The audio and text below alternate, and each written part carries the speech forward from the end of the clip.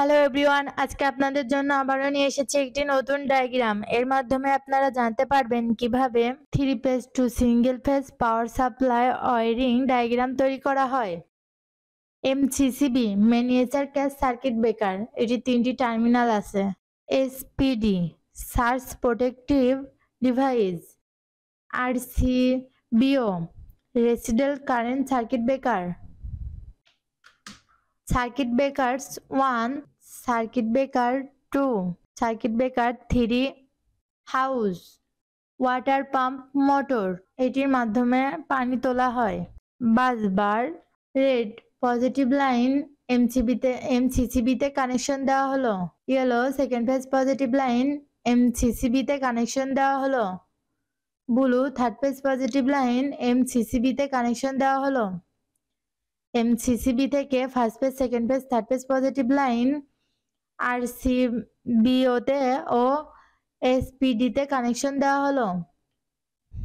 First phase positive line RCB থেকে first phase positive line RCBO থেকে circuit breaker 2 তে connection দেওয়া হলো।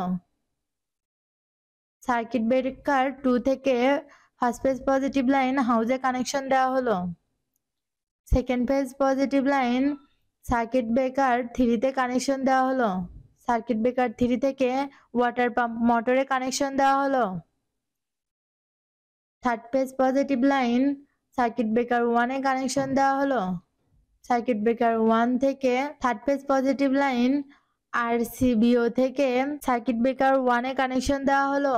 এর নেগেটিভ লাইন আরসিবিওতে ও এসপিডিতে কানেকশন দেওয়া হলো।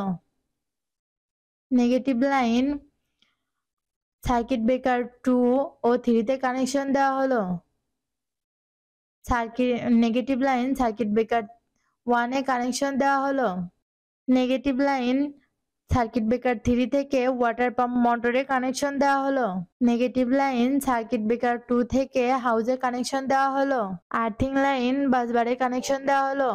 বাসবার থেকে আর্থিং লাইন এসপিডিতে ও হাউসে কানেকশন দেওয়া হলো।